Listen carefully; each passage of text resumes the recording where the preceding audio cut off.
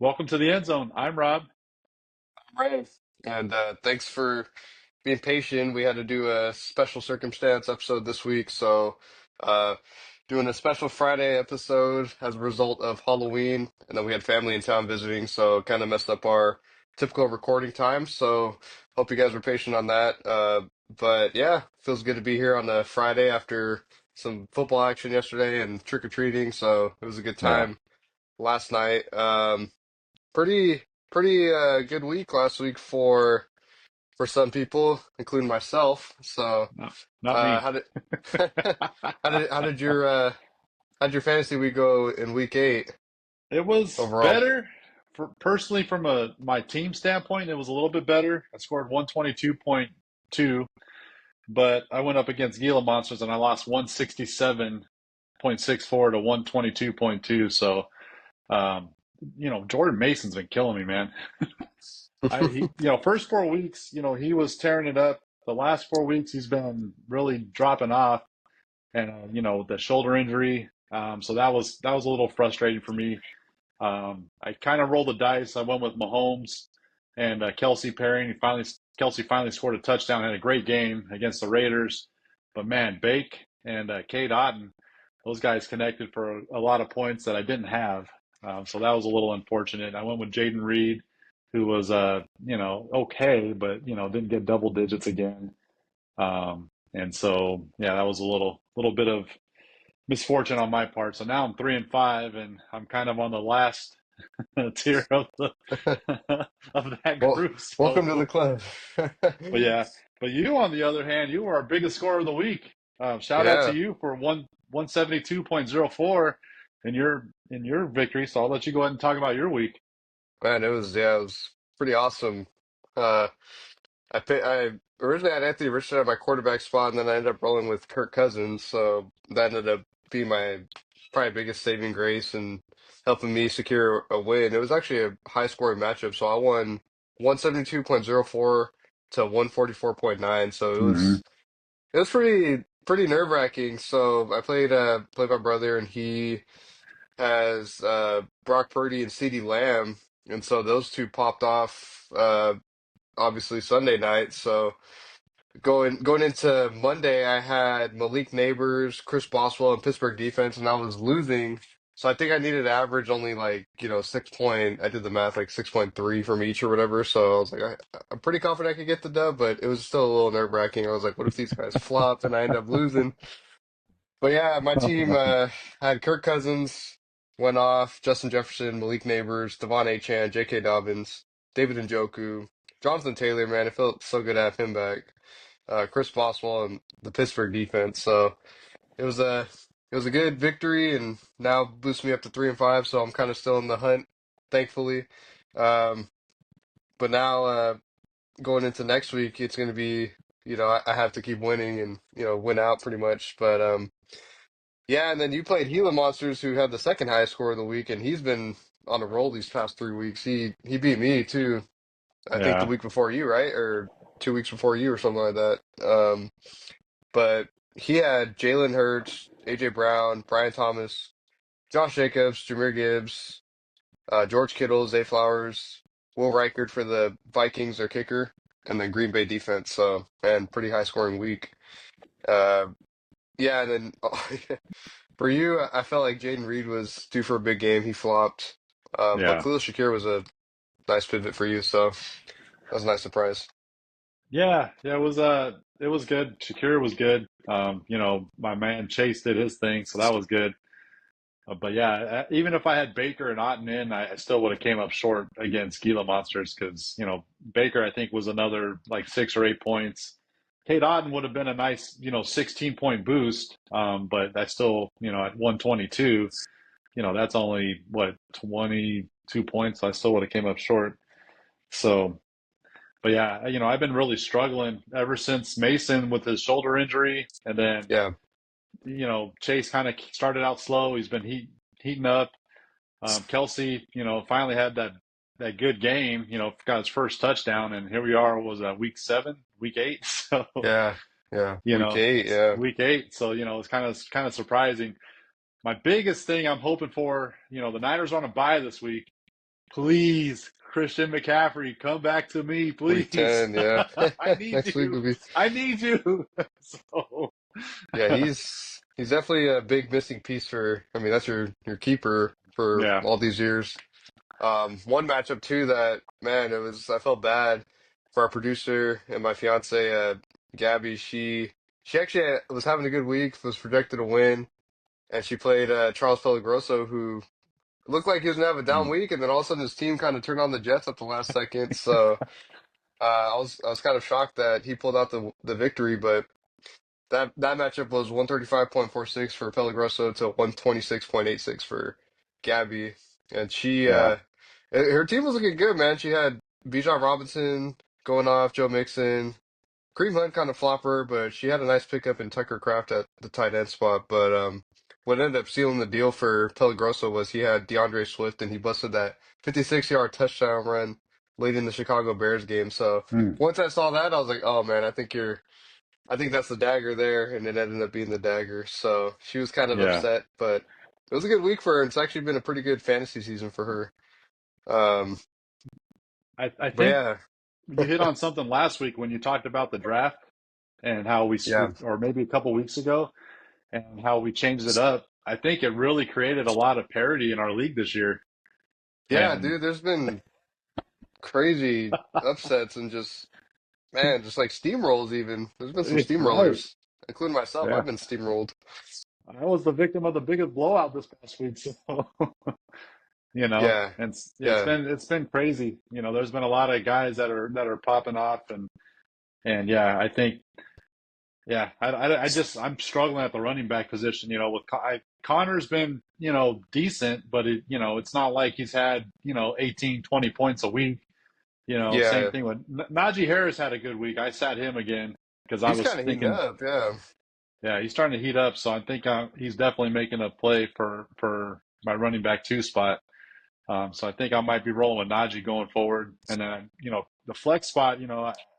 This week, I'm kind of looking at it with Detroit and Green Bay. I'm thinking it's going to be a shootout. I mean, Green Bay, they've been tough, and then Detroit, man, 52 points this last week against Tennessee.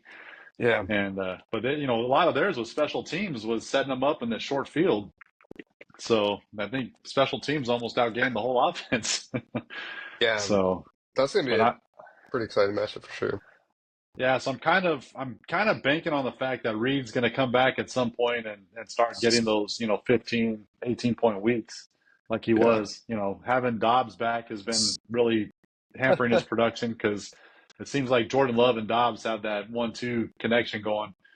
So and then you got Watson who gets his touches, and so Yeah, that's kind Romeo of Dobbs has been kind of a surprise. I feel like I think ever since the suspension, they probably just wanted to show, oh, we do value you, and so we're gonna get you involved more, and so that's almost what it feels like. But I feel like I still feel like Jane Reed's the best receiver, so I think it's due time for him to just have those big games again. He's such a difference maker for that offense, and especially in a game where they're gonna have to pass the ball because I mean against Jacksonville. You got to think too, like it's not going to be a super heavyweight battle like it's going to be against Detroit. So I think yeah. Jaden Reed definitely should get an uptick this week. I think to keep up with Detroit and their high-powered offense. So I think it's definitely going to be a better week for Jaden Reed, and um, I would hang in there for sure. Some other takeaways from last week. I mean, gosh, freaking Dolphins. How do we lose against the Cardinals at home, man? Like Tua's comeback is supposed to be the game where we get back on track, and we did technically. I mean, at least Devon Achan, he for my fantasy team like Yeah. pretty dang good. Tua sliding instead of getting smacked in his head was nice to see too. But When he when gosh, he man, I think that when ruined our playoff hopes for sure. when he first scrambled, I'm like my heart stopped. I'm like, oh my God, slide, slide, slide. Yeah. So I think he ran for like 13 yards and then slid. I'm like, whoo! I was just worried, like pins and needles with him, But it was good to Yeah. see him back. He definitely, I don't know, I feel like his persona is a little different now. Mhm. So we'll see how it unfolds. Going into this week, they play the Bills, so this is going to be a pretty this is a key matchup because the Bills, James Cook the last time I think ran for like 3 touchdowns. So, Yeah, you he know, went off. so so yeah, Achan, your boy Achan, he only carried the ball 10 times, but 97 yards, and then he had 6 receptions, 50 yards, and a touchdown, which was pretty darn nice. Yeah, So, I was like, I'll take um, all that, man. from a receiver standpoint, Hill, Waddle, those guys, they had their touches, but nothing big. There was Yeah. nothing big and explosive from the receivers, but Miami ran the ball well. I would have liked 25 carries, 150 yards, and 2 touchdowns. Mostert had both of those touchdowns, on his production. I mean, he had 9 carries, only 19 yards, but 2 TDs. I think Most if are they would my have, boys' touchdowns. yeah, if they, McBride had a big game, that Oh, we still have trouble covering those tight ends. And so, with Kincaid and Knox, it's going to be kind of another problem for us against the Buffalo Bills. I feel So, like tight end, yeah, like you're saying, has always been kind of our kryptonite. The only time we kind of managed them was when we had Brian Flores and he would put Eric Rowe on the tight ends. That was kind of like our only time where it's like, oh, we can actually kind of take the tight end out of a game. But right. I mean, unless we play like Travis Kelce or something, you know. But yeah, it's always been kind of the Dolphins' Achilles heel for Yeah. sure. And then now we got to go to play Buffalo. I think I don't know, man. I just don't see Tua miraculously turning it around against the Bills. The only hope is we're actually away again, huh? But we're playing in Buffalo, which is not good as well. And it's funny because when I went to my grandma's house, my dad's mom's house yesterday, and met her neighbor. Her neighbor's like super nice, and I saw she was a Bills fan. Right when I walked up to her door, I was like, "Oh my gosh!" So, and then we were talking about the game. And I was like, "Yeah, I think you guys are just gonna kill us, man. I don't see us just turning it around against them, especially with, they've been healthy all year. That defense has been playing better than everybody thought, and you know, Josh Yeah. Allen's playing top tier football, not turning the ball over. You got Amari Cooper in the mix now. I think it's going to be a throwaway year for the Dolphins. I think we really got to assess our team in the offseason. I feel like, we got to start cleaning up the salary cap budget, look at some of the back office, and just see, how we could become consistent, Yeah. as a franchise. So, Yeah. I don't know I mean, losing Tua was big. I mean, it's clear, and not having a backup that is serviceable was a big problem. The Dolphins were left scrambling. They went and got Tyler Huntley, which, not to say it couldn't work, but it wasn't working, up until this point. And so having Tua back, it's kind of going through his preseason all over again. So I think this game is going to be difficult, but we'll see. I mean, we got, uh, I just, our defense with all, they got Keon Coleman, you got Amari Cooper, you got Khalil Shakir, and then you got Kincaid, Knox. James Cook's been running the ball well. And so it's kind of like, I just don't know how we're going to stop that offense, and then I don't know how our offense is going to do against their defense, because it still seems a little off, you know. mm, Things seem a little off still. And then losing the Cardinals, yeah, that was bad, and it was 28-27, and we were in the game but just couldn't get it done. yeah, And so it's that kind of a wake that up was call. It's like, not to say the Cardinals are the worst team, but, if we can't even beat the Cardinals, like, we're definitely in trouble here. I mean, we're not going to obviously make the playoffs and keep up with the Bills anytime soon. yeah. Um, yeah, Bills are just looking like a juggernaut right now. I think between them and the Chiefs, I think they're really the top two teams in the AFC. I know Baltimore's kind of they're looking good, but Jameis I don't Winston. know. Yeah, James Winston. When you What listen to the James heck? Winston, man, I like, can't believe Cleveland beat Baltimore.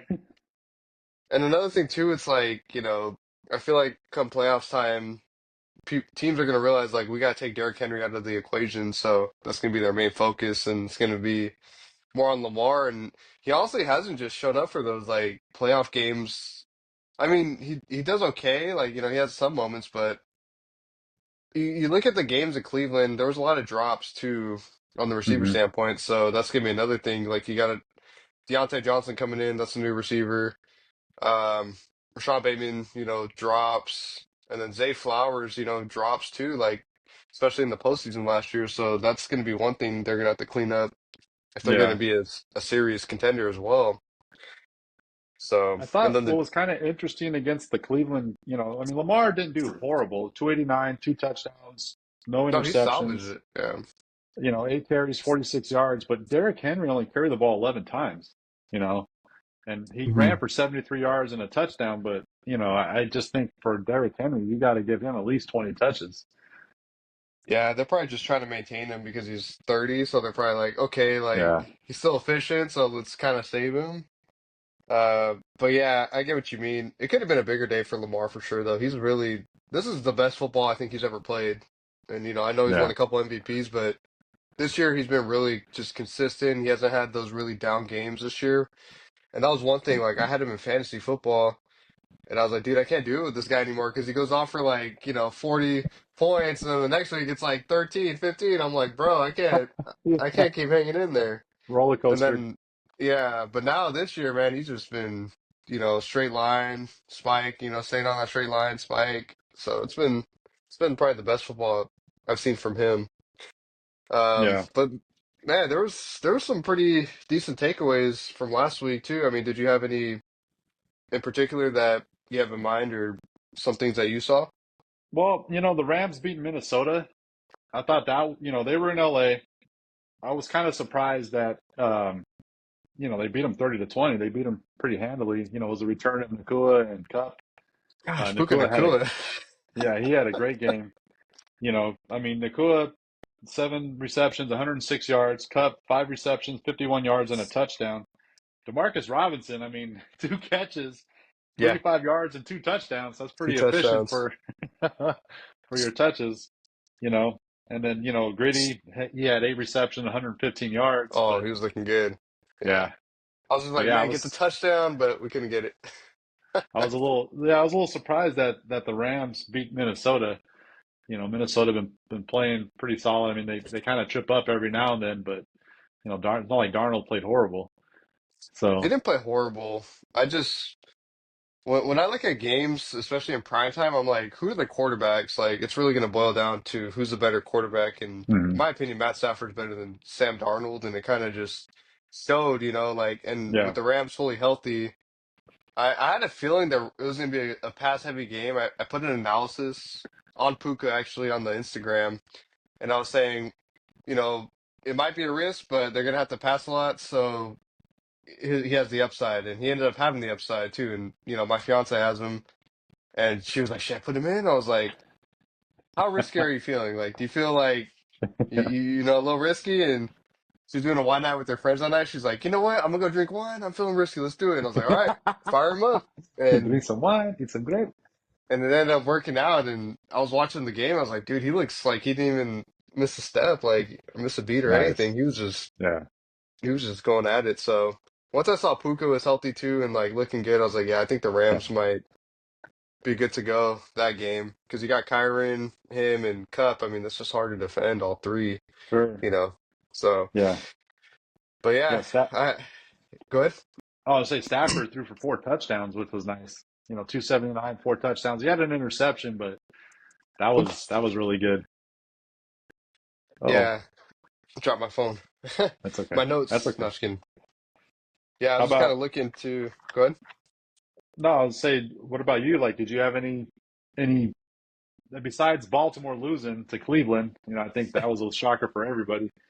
Anything else that you saw that kind of caught your eye? Oh, I would say, Texans. I feel like, especially, watching the Thursday night game, CJ Stroud looks like he's in a funk without Nico Collins and Stephon Diggs. I know Tank Dell had a pretty good game, but last night, per se. But yeah, Yeah, losing Stephon Diggs for the year is going to hurt a lot. I think his fantasy production is really going to be tied to Nico Collins. I mean, they ended up beating the Colts. So I guess, the Colts Texans game, just, analysis of CJ Stroud's kind of in a funk. Joe Mixon's looking, I mean, he's looking really good this year. Um, and then I know the Colts benched Anthony Richardson, and I think, I was actually talking to my my friend Ray, for anybody that doesn't know, uh, and he's a Colts fan. And I was talking to him, I was like, dude, I think, you guys need to bench Richardson. Like, if you guys don't have any hope of making the playoffs, he's really Hmm. struggling this year. And so they ended up going with Joe Flacco. Um, so I think that's gonna be something to watch now too, is like how are they gonna if they're gonna be able to rally behind Flacco. And I know that helps Hmm. the receivers too. Like I think Josh Downs, if you guys need receiver help, he's kind of like an automatic pickup. Because the Yeah. games when Flacco's in, he looks good. I mean, he looked good this past week too when Richardson was in the game. So I think uh I think the Colts will be an interesting team to watch now with Joe Flacco. I think it'll unlock more of their full potential because Richardson was handcuffing him a bit, sadly. Yeah. I could see that. Yeah. But I yeah, mean, yeah, Indianapolis, it's been kind of a weird year for them as well, and I think, yeah, Flacco, I think he's got to be the guy for the rest of the season. I think Richardson's got some more growing to do and maturing within the organization and within the offense. And, he's still a young quarterback, and he's got I just think I think he's got a little bit of growth, kind of like what we were seeing with Caleb Williams. I think he's got a little bit of growth that he's got to go through and kind of work on his reads and the things that he's looking for. You know, I don't. He gets kind of happy feet back there, so I think for him, some of the throws he makes, I don't know what he sees that makes him throw oh that pass. yeah, So, I think when he kind of takes a step back and hopefully he can get himself right and start working on some of the mechanics that he needs to work on to help himself excel. So, but yeah, having Jonathan Taylor back has been nice for you. So, and I'd be interested to see what happens this week yeah. with They Flacco. they play the Vikings, so that's gonna be Yeah, another. They're gonna have to pass the ball. Um, and I think the weakness of the Vikings too will be the run game. So I think Jonathan Taylor should hopefully have a good game for me there. Uh, because that Vikings secondary, they give up a lot of yards, but they have Brian Flores, and it's a bend but don't break defense. So yeah, it's like they're going to be able to shut down the outside. I feel like so. I think Josh Downs should have another game out of the slot too, where it's going to be pass heavy for him. I think too. Another takeaway I had was I think the Titans, man, they need to stick with Mason Rudolph. Uh, they're in trouble, but yeah. Calvin Ridley. I picked up Calvin Ridley because I saw, man, the guy just exploded for like 10 catches or whatever for, let me see. 143. Yeah, 10 catches, 143 yards. I was like, okay, well, D Hop's out, so I guess Ridley's the next man up, and it's just him there. So I was like, why not get him on the bench, just to see how it pans out. So obviously I'm not gonna just shoot him into my starting lineup, but just for the receiver depth sake, I'm like, if I Yeah, need a guy, then at least I know he has upside. He's done it before, and he looked good against Detroit, and Tennessee's gonna have to pass the ball every game, so they're yeah, that's not for sure. they're I not mean, they got a powerhouse, Tony but Tony Pollard, but yeah, as far as like running the ball, they haven't been as great running the ball, and they're playing from behind constantly. So yeah, it kind of neutralizes Pollard. yeah, Tony Pollard's looking really good this year. I feel like he's kind of a. I feel like what he's doing this year is what everybody thought he was gonna do last year with Dallas when he got the reins, but it's nice seeing him succeed with Tennessee. Their offensive line's actually pretty underrated. Hmm. Um, but yeah, I mean, I would say those are probably the biggest takeaways I had from last week, and just kind of get into people like if you need them. Josh Downs, like I mentioned, he'll be a good receiver if you need one slash flex guy. Tyrone Tracy, I swooped him back up too. I dropped him, but guy went off too with Devin Singletary back fully healthy. I mean, I think he's the real deal. He looked like the real Yeah, deal when he got the starts, but I think now, with Singletary back healthy and this guy's still dominating 22 touches, just if he's available, he was available like 40 something percent last week. If he's still there, like, dude, you have to get him yeah, on your team. yeah, Um, so I would say those are probably like my two like, must pick up guys. If you're looking for like a sleeper guy, I would say maybe Jalen Coker for the Panthers. He looks like he's kind of an underrated guy. He's a random guy. I just saw his name and I've been seeing some of his production. I'm like, yeah, he's actually pretty efficient. So he might be a guy that, if you need a receiver too, just to fill in for a bye week or an injury. Cortland Hmm. Sutton too had a good game, so he could be on the upward tick against Baltimore too. So they're gonna have to pass a lot that game. They've been struggling against the pass. I Yeah, think Cortland Sutton might be a good bet there too. So that's a good one. those are probably like the main guys I saw. I don't know if you saw anybody on the radar or No, the only I mean, of course, Downs. I think yeah, what you're spot on with that, especially with Flacco being QB1. I think that's a good one. And then where's he at? Uh, Lad, I can't remember his last name. oh, Lad McConkey. McConkey. There you go. Yeah. Thank you. I was struggling. I was like looking for it on my notes, but I got so much written down. I'm like, oh, where is he? Yeah, he's another one, that I think could be a decent option. He's coming off of a big game, 6 receptions, 111 yards, 2 touchdowns, and San Diego beat New Orleans pretty handily. So I think that could be a good one. And then Derek Carr's coming back this week. So, I think that's going to help boost that offense for New Orleans. So Yeah. if there's anybody available, I'm pretty sure Lavi's picked up. So, I do think though Juwan Johnson might be interesting for for the Saints if you need a tight end. Or even Foster Moreau. They have the old Raiders connection yeah, there. But yeah, I think, Alvin Kamara's obviously his stock's gonna go way up again and you know, yeah, uh Chris Olave's stock should definitely shoot up. But I think Alvin Kamara is really the biggest beneficiary. I think, he's gonna be back to those 20-point games consistently and they play yeah, Carolina this week, so it should be a super good matchup for him. So, yeah. Should be good. So yeah, those are I would say Downs was probably like the number one guy, and then yeah.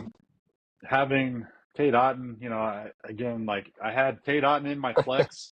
I had Baker as my QB, and then Sunday morning I woke up and I changed it. I put in Mahomes to pair with Kelsey, and then I put in um, I actually had Shakir in my flex. I moved him to wide receiver too, and then I had benched Jaden Reed, and then I put him back in for Otten. So I kind of wish I would have stuck with my gut. Oh man, So yeah, but that was like a I good said, gut I feeling. still would have came up short.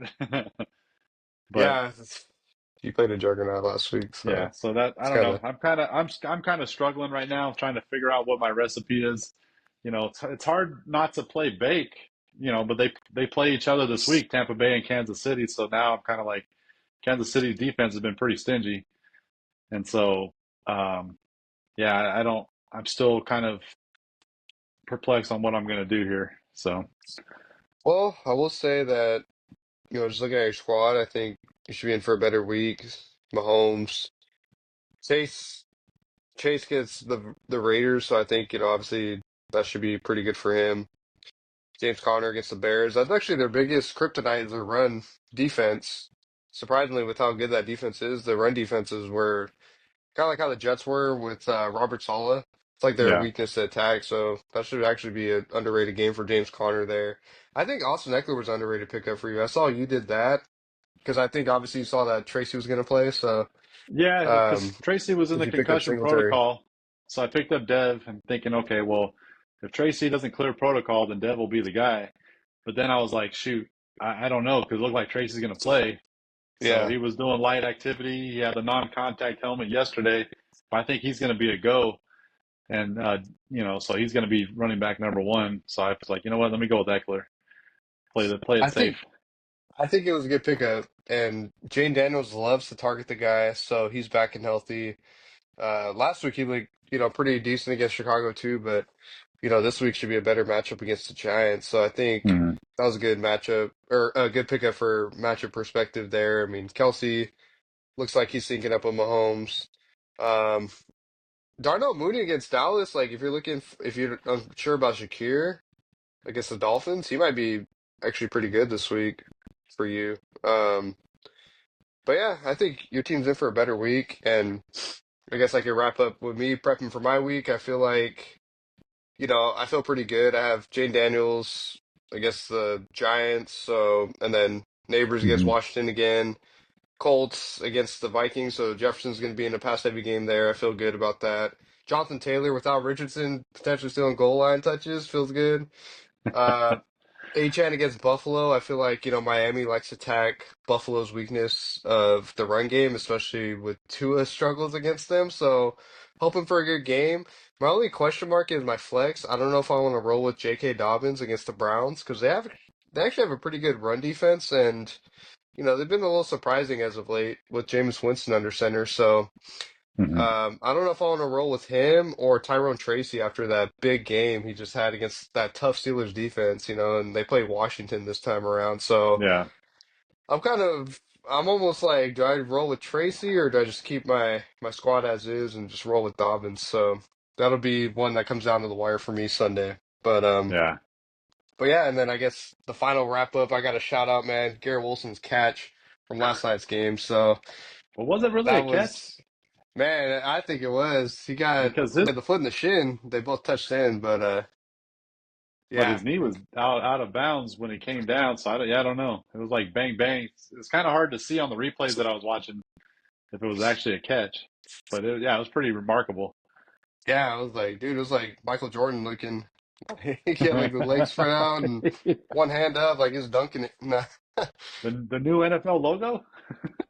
Dude, it was sick. I was like, man, that was surprising. So my fiance, it's funny. I was telling her, I was like, man, I wonder if you should start Chris Olave, say Garrett Wilson. But I was like, I don't know, man. Garrett Wilson's so good, and then we ended up keeping Wilson in our lineup and it panned out good. So he got like 25.5 points for her. So, Nice. Wow, he had a great game. but He had yeah, a I hope great you game. guys enjoyed this late episode. Sorry again, just with circumstances we had to make it a specialty today. But I feel like we had some good analysis and input. So if you guys want to talk about anything else or say anything else, or feel free to let us know and follow us on Instagram and subscribe to our YouTube. And hope you guys just keep enjoying this journey. Yep. Thank you very much for watching. You guys have a great weekend and enjoy. Alrighty, enjoy your weekend.